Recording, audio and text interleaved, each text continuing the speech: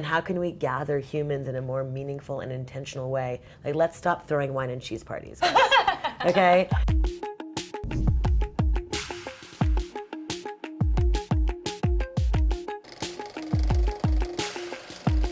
You are all about creating community, and I feel like you've done that from the second that we met you. Thank you for welcoming us into your space here today. So why do you think it's so important to create community? Community is the most important thing we can give ourselves and each other. It's the most generous act we can do as human beings for one another and for ourselves.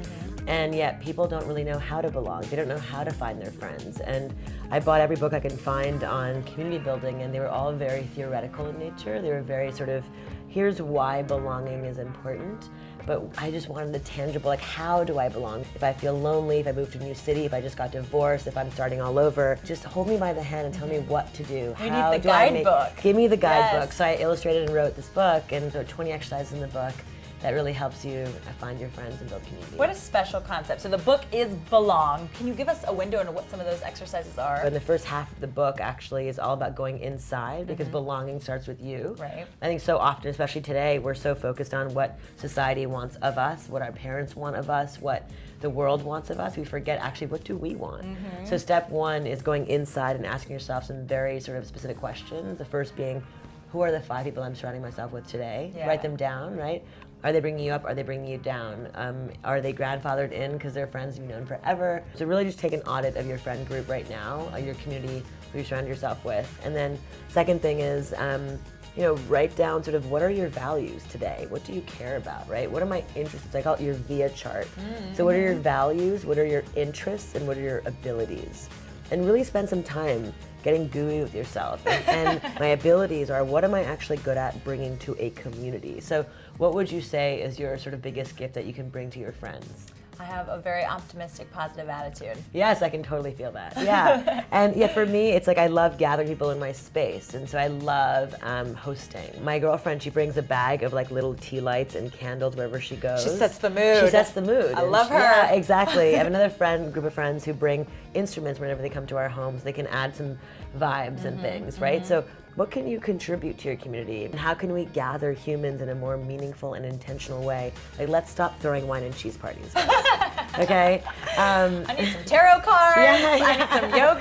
Right. I think we're competing against the casinos in our pocket. We're competing against our cell phones, which are so sort of scintillating and interesting, and there's so much to look at and explore. So when we gather in real life, we have to really be more creative today. I spent the last 5 years building community called Daybreaker, specifically a community of 500,000 people in 25 cities all around the world. And we're a community that wakes up before people go to work, and we dance with reckless abandon. And she is not exaggerating. You guys are bringing the joy to sunrise. That's right, and without substances, right? Our whole thing is right now there's a codependence between having fun and getting drunk.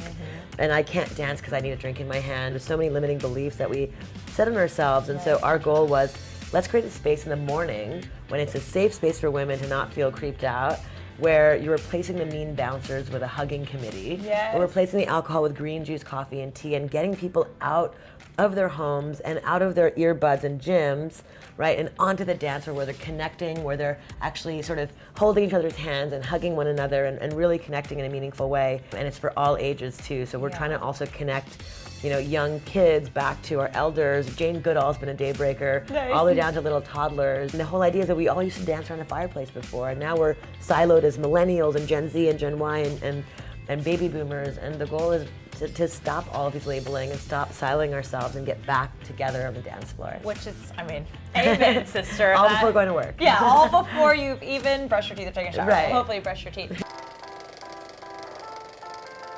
When you first presented this idea to your friends or your husband or your close community, crazy. What did they say? They were like, you're crazy, but I'll try it. And that's the thing. I talk about FYFs in my book. I call them F yeah friends, and it's like, a little, FYFs. FYFs. You need some friends who are like, F yeah, I'm gonna go do that. Fans and FYF. F yeah, right, nice, you know? And you just need friends who are just gonna say, all right, that's weird, it's morning dance party, but I'm gonna try it. okay, I'm gonna wear glitter before going to work. Every event is always a mystery. You never know where it's gonna be next. Millennials particularly are very sort of short attention span. Right. So you want to change it so it doesn't get boring. Yeah. And I always say community is built at the intersection of mystery and safety. Right? The mystery of not knowing where or how or who or what you're going to experience, but the safety of knowing, it's going to be cool people, well produced, beautiful, delicious food and beverage, all those kinds of things, right? So if you're just safe, but then it's boring after a while. If it's just mysterious or you don't know what you're going to get, it can be quite daunting and scary sometimes for people. So we want to really present both so that people continue feeling like, that I belong here. I feel that exhale and I'm home. Absolutely. Creating this book, what are things you discovered you didn't expect? Oh wow, so many things. Across all age groups, right? We have about 10 or 12 inflection points in our lives. When we go to school for the first time, when we graduate college, when we move to a new city, when we fall in love, when we have a new baby, when we retire. There's so many moments in our lives. And across the board, everyone feels the same thing, which is, wait, I'm starting all over again. I'm in transition. That's a term I've heard a million times now. It crosses all age groups. Right, that was the big discovery, is that, it's not just us. It's young people, it's teenagers, it's elders, it's all of us. If we can solve belonging or lack thereof, we solve every social issue on the planet. Gun violence, obesity epidemic, political polarization, anxiety and depression. All of these social issues that we're facing today can be solved with one single thing, and that's community and belonging.